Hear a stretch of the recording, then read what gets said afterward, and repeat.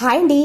ఎండు రొయ్యలు gravy curry simple గా ఎలా చేసుకోవాలో ఈ వీడియోలో అయితే చూపించబోతున్నాను. ముందుగా స్టవ్ పై కడాయి పెట్టుకుని ఆయిల్ తీసుకుని ఆయిల్ హీట్ అయిన తర్వాత పోపు దినుసులు, ఉల్లిపాయ ముక్కలు, పచ్చిమిర్చి, కరివేపాకు, అల్లం వెల్లుల్లి పేస్ట్ వేసుకుని బ్రౌన్ కలర్ వచ్చేంత వరకు ఫ్రై చేసుకోవాలి. ఇలా బ్రౌన్ కలర్ వచ్చిన తర్వాత పసుపు వేసుకుని మొత్తంగా కలుపుకొని ఇప్పుడు ఎండు రొయ్యలు అయితే వేసేసుకుందామండి. నేను ఈ ఎండు రొయ్యలను వేడి వాటర్ లో నీట్ గా కడిగి పెట్టుకున్నాను. ఇలా ఒక 2-3 నిమిషాలు ఫ్రై అయిన తర్వాత ఇందులోకి టమాటా పేస్ట్, కారము, రుచికి సరిపడా సాల్ట్ వేసుకుని మనకు టమాటా అనేది పచ్చివాసన పోయి ఆయిల్ అనేది సపరేట్ అయ్యేంత వరకు అయితే ఫ్రై చేసుకోవాలి. చూస్తున్నారు కదండి, ఇక్కడ మీకు చూపించిన విధంగా ఒక 2-3 మినిట్స్ పాటు ఫ్రై చేసేసుకోవాలి.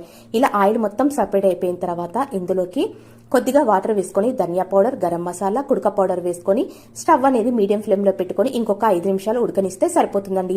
చివరిగా నిమ్మరసమును, కొత్తిమీర వేసేసుకుంటే అయిపోతుంది. ఎండు రొయ్యలు గ్రేవీ కర్రీ అయితే రెడీ అయిపోయింది. మనకు ఇది చల్లారిన తర్వాత గ్రేవీ టైప్ అయితే అయిపోతుందండి. చూస్తున్నారు కదా, ఇంతకీ మీకు ఎండు రొయ్యలు గ్రేవీ కర్రీ నచ్చిందా అండి? నచ్చితే లైక్ చేయండి, షేర్ చేయండి, సబ్స్క్రైబ్ కూడా చేసుకోండి.